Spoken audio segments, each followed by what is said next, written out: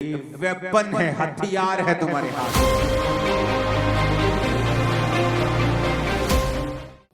Hallelujah. तो जब आप अपना शरीर जो है परमेश्वर को देते हैं और वो आपके शरीर का इस्तेमाल करता है, किस तरह से आप प्रार्थना करना शुरू करते हैं। आपको पता चलता है कि आप एक जीवित चर्च के एक मेंबर हैं, आप उसका एक हिस्सा हैं, और आप जब चर्च में जाते हैं तो उस हिसाब से परमेश्वर आपको प्रार्थना करने के लिए कहता है। और जब आप प्रेयर करना स्टार्ट करते हैं, परमेश्वर आपको बरकत देता है, क्योंकि यही आपके बुलाने का परमेश्वर का मकसद है। अगर आप बुलाए गए हैं तो वचन ये कहता है कि आप परमेश्वर के घर में लगाए जाएंगे, उसके घर में लगाए जाएंगे, रोपे जाएंगे और आपको पानी दिया जाएगा। जब आप परमेश्वर के घर में लगाए जाएंगे तो आपका फल जो है परमेश्वर के घर में आना चाहिए। यानी आपका जीवन, आपका गिफ्ट, आपकी ताकत, आपका संसारिक गिफ्ट, संसारिक पहुंच, हर एक चीज का फायदा परमेश्वर के घर को, परमेश्वर के राज्य को होना चाहिए। और यह मकसद होता है आपका जीवित चर्च के साथ जुड़ने का। क्योंकि अगर आप जीवित चर्च के साथ नहीं जुड़े होते तो वहां पर फिर जहां आप होते हैं वहां परमेश्वर का प्लान नहीं होता, वहां परमेश्वर का दर्शन नहीं होता। जब दर्शन नहीं होता, आपको उस हिसाब से होमवर्क नहीं मिलता, असाइनमेंट्स नहीं मिलती, काम नहीं मिलते। जब आप उस हिसाब से काम नहीं करते हैं तो आप क्रिश्चियन होते हुए भी वैसी बरकत, वैसी परमेश्वर के साथ निकटता को महसूस नहीं करते जैसी एक जीवित चर्च के साथ जुड़ा हुआ व्यक्ति करता है। कितने मेरी बात को समझ रहे हैं? इसीलिए सिर्फ आप जीवित चर्च जा रहे हैं ये इंपॉर्टेंट, सबसे इंपॉर्टेंट नहीं है। अब आप जीवित चर्च में चले गए, ये पहला स्टेप था। अब आपको आगे आना होता है। कोई इवेंजलिस्ट टीम में है, कोई काम कर रहा है, कोई बो रहा है, कोई प्रार्थना कर रहा है, कोई उपवास कर रहा है, और आपको परमेश्वर के कामों को, दर्शनों को जो परमेश्वर अपने दास को देता है या आपको देता है, इस विजन को, मिनिस्ट्री को देता है, उसके हिसाब से प्रार्थना करना, उसके हिसाब से उपवास रखना, उसके हिसाब से बोना, उसके हिसाब से अपने काम करने। अगर आपको कोई गिफ्ट है, आप सीए हैं, आप उस हिसाब से आप काम भी करते हैं, प्रार्थना भी करते हैं, दर्शन के साथ जुड़ते भी हैं, और फिर परमेश्वर आप पर बरकत देता है। क्योंकि फिर आप एक वैल्यूएबल मेंबर होते हैं उसके घर के, एक ऐसी गाड़ी बन जाते हैं जिसे अगर रोज एक ऑनर इस्तेमाल करता है तो वो उसकी टाइम पर सर्विस भी कराता है, वो उसको साफ भी रखता है, वो उसको बचा के भी रखता है। तो आपकी वैल्यू परमेश्वर की निगाहों में उतनी ही है जितना आप उसके राज्य के लिए काम करते हैं। आप उसके राज्य के लिए जितने मूल्यवान हैं, परमेश्वर की निगाह में आपकी वैल्यू भी उतनी ही है। कितने मेरी बात को समझ रहे हैं?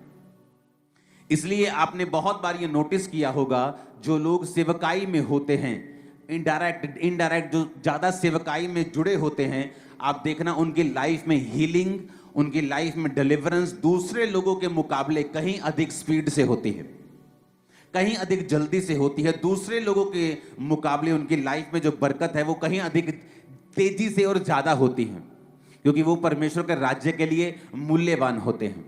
कितने मेरी बातों को समझ रहे हैं? अब शैतान जब आपको धोखा देता है, वो आपको धोखा देता है झूठ के द्वारा।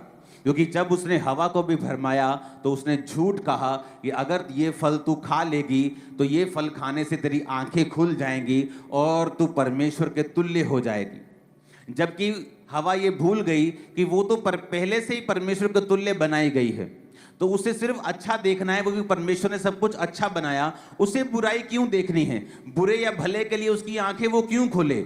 लेकिन शैतान ने, बाइबल कहती है, उसे भरमाया, हवा ने वो फल खाया और अपने पति को भी खाने को दिया और वो गिर गए, बाइबल कहती है। उसके बाद कर्स आए। इमेजिन करो, आपका हार्ट, आपकी किडनी कितने हजार साल चलने के लिए बनाई गई थी। आज जो 40-40 साल, 30-30 साल में लोगों को हार्ट अटैक आ रहे हैं, 50 साल में अपने आप को बूढ़ा मान रहे हैं लोग, लेकिन आपको ऐसे नहीं बनाया गया था। इमेजिन करो, आदम की उम्र अगर वो 930 साल उसकी उम्र रही होगी, तो गिरने के बाद 900 साल की उम्र है उसकी। देखो, जब वो गिर गया पाप में, इमेजिन करो अगर वो पाप में नहीं गिरता तो कितने हजार साल उसकी उम्र परमेश्वर ने बनाई होगी। शायद 5,000 साल, 10,000 साल, मैं नहीं जानता कितनी, लेकिन इमेजिन करो अगर गिरे हुए की उम्र 900 साल थी तो जागे हुए की और जीवित की उम्र कितनी होती। इमेजिन करो आपका हार्ट, आपकी किडनी 900 साल, हजार साल, तो कम से कम गिरे हुए व्यक्ति की बात कर रहा हूं। इमेजिन करो 2000, 2500, 3000 साल चलने के लिए आपके हार्ट को बनाया गया था। आज कोई बिल्डिंग देख लो, 200 साल नहीं निकलते किसी बिल्डिंग के। आप दुनिया का सबसे महंगा प्लेन भी आज ले लोगे 600 करोड़ 700 करोड़ का, 20 साल बाद वो भी पुराना लगने लग जाता है, सिर्फ 20 साल में।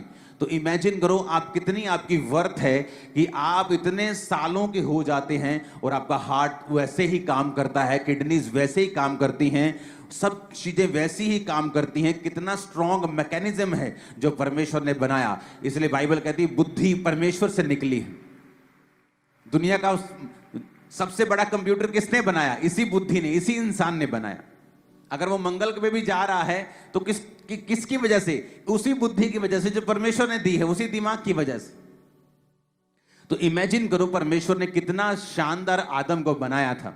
लेकिन वचन कहता है आदम का बेटा हाबिल, आदम का बेटा कैन, दोनों एक दूसरे, जो हाबिल था वो उसकी भेंट ग्रहण हुई क्योंकि वो परमेश्वर के सामने धर्मी था।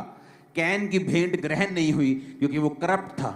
कैन ने हाबिल को मार दिया, मर्डर हो गया क्योंकि वो ब्लड का पाप जो था, जो आदम और हवा के कारण उनके वंश में गया, वो पापी ब्लड से ही थे और मर्डर किया और उसके बाद उसको वहां से भागना पड़ा।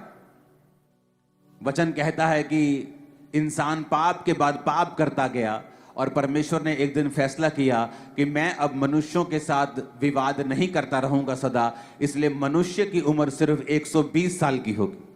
तब परमेश्वर ने नूह के बाद 120 साल की उम्र ठहराई और तब इंसान 120 साल जीने लगा। नूह तक सभी लोग 900 साल जीते थे, लेकिन उसके बाद लोग 700 साल जीने लगे, फिर 500, फिर 400, फिर 300, फिर 200। जल्दी जल्दी से उम्र जो थी वो कम होने लगी और एंड में 120 साल, जिस तरह मूसा 120 साल का होकर मरा, तो इस लाइन में परमेश्वर उस उम्र को आलाकर परमेश्वर ने टिका दिया और आज तो वो उससे भी आधी रह चुकी है। कई देशों में तो जो एवरेज उम्र है वो 60, 65, 66, 70 साल की रह चुकी है। जो पाप की वजह से 900 साल का आदम मरा और फिर पाप की वजह से 120 का हो गया और अब पाप की वजह से वो 65, 70 का ही रह गया इंसान। आप इमेजिन करो कि परमेश्वर ने जब इंसान बनाया था तो हजारों साल जीने के लिए बनाया था। आज मैं एक ऐसा विषय आपसे डिस्कस करूंगा कि अगर ये आपके दिमाग में घुस गई बात तो आप अपनी जिंदगी के खुद जिम्मेवार होंगे और आपको मालूम होगा कि मैं जहां हूं अपनी मर्जी से, अपनी वजह से, अपने डिसीजंस की वजह से हूं, इसमें परमेश्वर का कोई अब लेना देना नहीं है। अगर मैं बढ़ना चाहता हूं मैं बढ़ सकता हूं, अगर मैं कम होना चाहता हूं तो हो सकता हूं। अब ये मेरे हाथ में है, क्योंकि बाइबल कहती है परमेश्वर ने आपको वर्ड दिया है, वचन दिया है। इस वचन के जरिए आप ब्लेस हो सकते हैं, बढ़ सकते हैं, आशीष ले सकते हैं, पीछे भी जा सकते हैं। हालेलुया। अब बहुत से लोगों ने यह बात सुनी होगी कि परमेश्वर ने कहा था अब्राहम को कि मैं तुझे कनान देश दूंगा, मैं तुझे यबूसियों के देश, अमोरियों के देश, कनानियों के, हिब्बियों के, यबूसियों के देश दूंगा। लेकिन कभी यह बात सोचने की कोशिश की है कि क्यों परमेश्वर तुम्हें वो देश देगा? क्या नफरत है परमेश्वर को यबूसियों से, कनानियों से, कि परमेश्वर अब्राहम को कहता था कि मैं ये देश तुझे दूंगा। अगर हम उत्पत्ति 15 उसकी 18 से 21 आयत को पढ़ते हैं तो लिखा, इस दिन यहोवा ने अब्राहम के साथ यह वाचा बांधी कि मिस्र के महानद से लेकर परान नामक बड़े नद तक जितने देश हैं, फिर से पढ़ेंगे, इस दिन यहोवा ने अब्राहम के साथ यह वाचा बांधी कि मिस्र के महानद से लेकर परात नामक बड़े नद तक जितने देश हैं, अर्थात केनियों, कनज्जियों, कदमोनियों, हित्तियों, परिज्जियों, रपाइयों, एमोरियों, कनानियों, गिर्गिशियों, यबूसियों, इन सबको मैंने तेरे वंश को दिया है। क्या नफरत थी परमेश्वर को इन देशों से कि परमेश्वर ये कहता था कि अब्राहम मैंने ये देश जो है ये तेरे वंश को दिए हैं। उसको पढ़ने के लिए हमें पीछे जाना पड़ेगा। वचन कहता है कि जब नूह, उसकी पत्नी उसके 3 बेटे और उसकी 3 बेटे की वाइफ्स, 3 बहुएं, सिर्फ वही रह गई थी। बाकी सब लोग जल प्रलय में मर गए जब पाप पृथ्वी पर बढ़ गया था। और वचन कहता है 1 साल के तकरीबन वो नूह की जो किश्ती थी वो उस किश्ती के अंदर रहे। अमेरिका में उस नूह की किश्ती की एक नकल बनाई है पूरी तरह से, कितनी वो लंबी थी, कितनी ऊंची थी। अब मैं अमेरिका में जाऊंगा इस साल, तो मैं वहां पे जरूर जाने वाला हूं देखने के लिए। तो जब वो 1 साल उस किश्ती में रहे और किश्ती से जब बाहर आए तो सिर्फ 8 जन इस पृथ्वी के ऊपर थे। नूह था, उसकी वाइफ थी, 3 बेटे थे और उसकी 3 पत्नियां यानी बहुएं, टोटल 8 जन थे। और वचन कहता है कि नूह के एक बेटे ने नूह को नंगा देखा, क्योंकि नूह शराब पी के जब मदहोश हुआ तो उसको नंगा देखा। और जब 2 बाकी बेटों को उसने बताया कि पिता अंदर नंगा लेटा है, तो बाकी 2 जन अपनी पीठ फेर कर गए और नूह के नंगेपन को ना देखकर उसे लपेट दिया और नूह को ढक दिया। ये स्टोरी आपको मालूम है।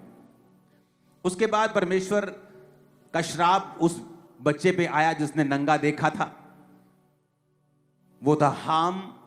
और नूह ने कहा, कनान जो था हाम का बेटा, ये भाई बंधुओं के दासों का दास हो। यानी परमेश्वर ने हाम के वंश को श्रापित कर दिया और नीचा कर दिया। अगर आप ध्यान से बाइबल पढ़ें तो जब याकूब अपने 12 बेटों को आशीष देने लगा तो उनके पास्ट में की गए सब कामों के हिसाब से परमेश्वर ने उनको आशीषित किया। याकूब कहता, रूबेन तू मेरा पहला फल है, तू पहलोठा है। पहलोठे को डबल प्रॉपर्टी मिलती थी। अगर 12-10 बच्चे हैं तो 11 हिस्से होते थे प्रॉपर्टी के। तो 2 हिस्से एक बच्चे को मिलते थे और बाकी एक हिस्सा एक को मिलता था।